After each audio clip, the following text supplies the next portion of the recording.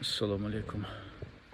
Bugün Almazbek Fıkıhız Padeşke verip düşünacıya geldik koldu katarında. Turamiz golun iş kozgolup Allah öz golda olsun düşünacı duaglavuz da. Rahmat. Sotkoda Allah iman bekem olsun. Belki eptep septep kılmış tüzgöndörgü Allah öz nalatını versin, şermedesin çıkarsın. Bu da birisi almaz seni. Қолысын Сөз қозғалып Тұрсынбай Жекеев көз келдік. Қорғаучы қатары. Дүшен Абдылдаев байкеге 330 ұлттараралық қасты қозды бойынша қозғалып қойды. Динаралық да. Бұл эми динаралық ұлттараралық дегенде Дүшен ажы Израиль фашистік сионистік режимін сындап Фейсбукқа жазып жүрген. Аны дүйнө жүзі білет. Израильдер кылган кылмышын геноцидин азыр дүйнө жүзү христианы да эмеси да бүткүл дүйнө каршы чыгып атат. Эл аралык сот трибунал Нетаньяху менен Бен-Гвирди кармаганга санкция берген былтыр.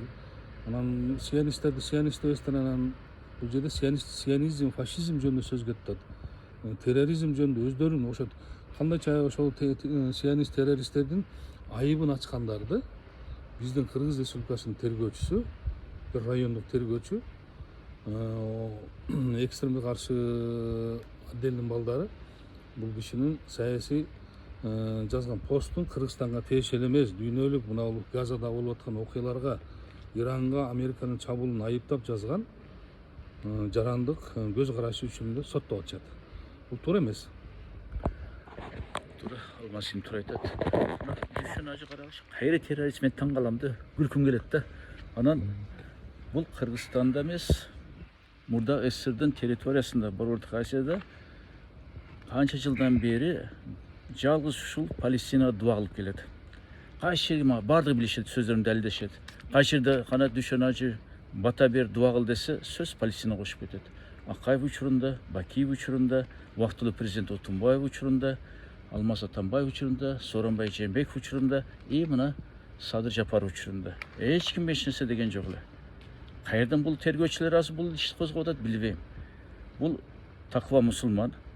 Кудай буюрса акыретте жүзү жарык болот. Муну баарыбыз биз ак көңүлдүү, таза жүрөктүү, эр жүрөктүү Дүшөн ажы деп билебиз. Ошондуктан мүмкүн болсо суранат элек, сотто ишти четке кагып карабай, Кудай буюрса ушул акталып чыксын Дүшөн ажы.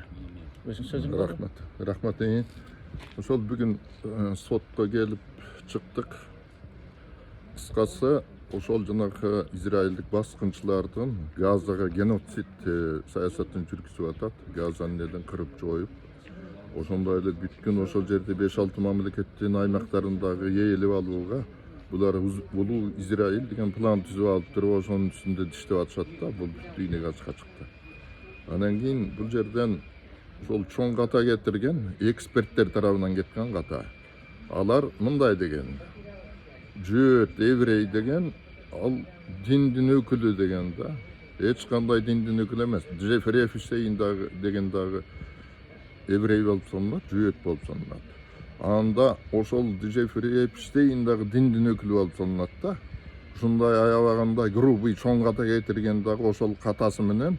Анан кийин ошол жанагы тергөөчүлөр, андан кийин тигил ошол экспертиза жанагы Бекназар уулу деген чыгарган экен дин боюнча. Ошону менен өтө шерменде болуп уят болуп калат. Мындай нерсе менен эгерде соттошсо, анткени еврей деген диндин өкүлү болуп саналат деген бул тирикмуш калп да. Анткени бүтүн дүйнө жүзүндө эң чоң еврейлердин башчылары Карл Маркс, Барух Спиноза, Зигмунд Фрейд, Джеффри Эпштейн дегендер эң белгилүүлөрүн айтып атканда бүт еврейлер булар. Элдин баары дүйнөсү. Ошонун баары тең анда диндин өкүлү болуп калат да, алардын тиги эксперттин чыгарган бүтүмү боюнча. Ошон үчүн булардын кылган чыгарган эксперттик жыйынтыгы ката.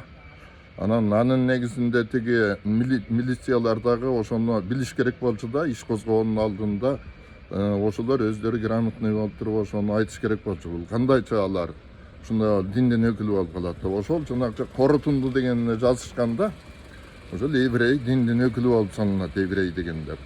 Анан кийин милицияларда грамотный болсо, ошол МВДдан да айтыш керек болчу, уят болуп калбайлык, бул диндин өкүлү болуп саналбайт деп. Анан дүйнө жүзү бүгүн каршы болуп атат. Кандай кылып токтотуштун айласын таппай атат дүйнө жүзү. Бүтүн каршы болуп Израилдин баскынчылык саясатына, геноцидине. Анан кийин так ошол убакта кычагансып, ушундай кылып анан кийин кылмыш иш козгоп, жаңылыш эксперттик жыйынтык чыгарышы бул Кудайга да жакпайт, мыйзамга да туура келбейт, адамгерчиликке да сыйбайт да. Эми Алла Таала өзү жардам кылсын баарыбызга, элибизге, ислам динине, мусулмандарга жардам кылсын.